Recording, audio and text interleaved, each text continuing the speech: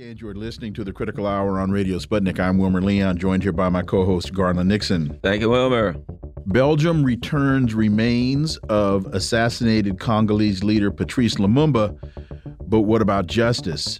Belgium has returned a gold-crowned tooth of Patrice Lumumba to his family. However, activists point out that there has been no accountability or justice for his brutal assassination following what they describe as a Western-backed coup in 1961.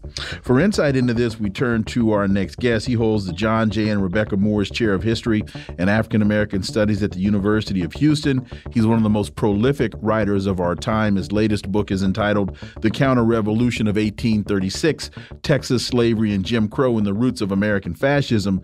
Dr. Gerald Horne, as always, sir, welcome back. Thank you for inviting me. So over 6 decades after his assassination, Belgium has repatriated the mortal remains of Congolese independence leader and Prime Minister Patrice Lumumba. Belgian Prime Minister Alexander De Croo presented his gold-crowned tooth to his family at a ceremony in Brussels on Monday. In a horrifying admission in 1999, Gerard Sauté not only confirmed his role in the assassination, but added he had stolen and kept 2 of Lumumba's teeth and fingers, quote, as a type of hunting trophy, end quote. Your thoughts on this now as these, at least the tooth, has been given to the family. And I find it interesting that they call it a Western-backed coup, not mentioning the CIA, as many believe the CIA was behind his. In fact, many say that Frank Carlucci was one of those behind his assassination. Well, you are correct per usual. In fact, the role of the United States is so notorious that the CIA station chief at the time, speaking of Larry Devlin, wrote a book boasting of his complicity in this blood-stained episode. That is to say, the murder of Congolese leader Patrice Lumumba some 6 decades ago. You should also know that as a result of the congressional legislation mandating more release of records concerning the November 22nd, 1963 assassination of U.S. President John F. Kennedy, as part of the tranche of documents that are flooding out of Washington, more documents are being released that shed light on U.S. foreign policy towards Africa in general and towards Congo in particular. Indeed, if you look at the recently published book, White Malice, which has new nuggets of information about the assassination of Lumumba, if you check the footnotes, you'll see that a lot of the records are emerging from this tranche of documents from the JFK assassination investigation. Listeners should also take a historical perspective with regard to what has befallen the Congo. And not only since the assassination of Patrice Lumumba, but before then. Recall that in the late 19th century, the Belgian monarch, King Leopold, basically said that I rule the Congo, says King Leopold, not Belgium. This is my private preserve. Interestingly enough, he was assisted in this deviltry by the U.S. emissary to Congo, speaking of Henry Sanford. That name may ring a bell with some of your listeners because the town of Sanford, Florida, where the martyr Trayvon Martin was killed by George Zimmerman a decade or so ago, was named after one Henry Sanford. Not only that, but at that particular time in the late 19th century, the Dixiecrats, the Southern Democrats in Congress, were looking for a landing place to deport Black Americans newly liberated from enslavement. And the idea was to send us all back to the Congo, believe it or not. And that plan, for what it's worth, barely failed.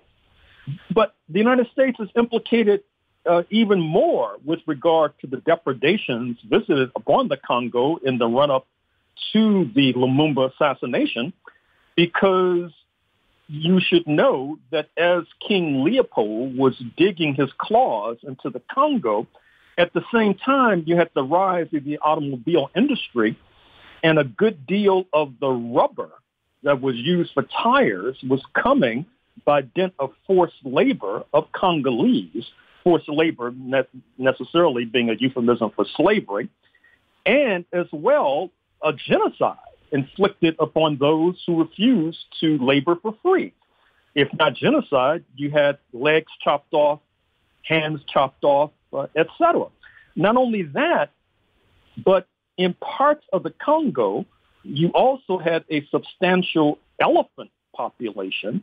And what happens is that pianos were becoming something of a household item in this pre-radio, pre-television era. And the ivory for the piano was coming from the depopulation of elephants, which, needless to say, had knock-on and ricocheting effects with regard to the human population. So fast forward to the late 1950s, early 1960s, when Congo was surging to independence. There's a lot of hysteria about communist infiltration, so-called. One of the reasons why Patrice Lumumba ran afoul of the U.S. authorities is that he was in a de facto alliance with Ghana's Kwame Nkrumah due north, and Nkrumah and Lumumba refused to toe the anti-communist, anti-Moscow line, which marked Lumumba for assassination and marked Nkrumah for being deposed in a coup in early 1966. And by the way, complicit in that coup was the former NAACP official, Franklin Williams, the then U.S. ambassador, because there was a kind of payoff to certain black Americans to get involved in this deviltry in Africa, betraying the homeland, and certain NAACP officials were complicit, just as on this program more than once. We've been forced to berate certain members of the Congressional Black Caucus because they're seeking to punish African nations who refuse to join the sanctions crusade against Moscow, not least because they don't see it in their interest, and not least because from their point of view, a victory for NATO in this conflict with Moscow would help to lead to a replication and duplication of what NATO perpetrated about a decade ago in Libya, North Africa, when Gaddafi, the leader, was overthrown. And as a result, Libya has been plunged into chaos. Darker-skinned Libyans and other migrants into Libya have been targeted, oftentimes enslaved. Tons of weapons have leaked out of Libya, causing chaos as they've drifted into the hands of religious zealots. And once again, we see that certain members of the CBC in Washington have not learned the lessons of African history and indeed are seeking to doom us to a replay of the worst excesses that have taken place in Africa. You know, Dr. Horne, you mentioned ivory, you mentioned rubber. Also, at the time that Patrice Lumumba was assassinated, the U.S. was exploiting Congo for cobalt and uranium. And now, you know, you mentioned that the Representative Gregory Meeks bill, H.R. 7311, which is the, quote, Countering Malign Russian Activities in Africa Act. So at that time, it was a fake, oh, we don't want, you know, whatever, we don't want the Russians to be involved or Moscow to be involved. In reality, we want to steal their resources. And I feel that in a way, it's the same thing now, but it's more, you know, anti-Russia, anti-China. It's more trying to hold on to hegemony, but I'm sure there's resources involved also, too. I think it's important to mention along that whole line that Lumumba was considered to be a pro-Soviet prime minister. So that also ties the then to the now. Right. Most definitely. And as I'm sure many of your listeners know, of the vast resources that reside in the Democratic Republic of the Congo, which in territory is about the size of Western Europe, is the mineral known as coltan, which is on the smartphones, that persist in the millions in the United States, not to mention in the billions across planet Earth.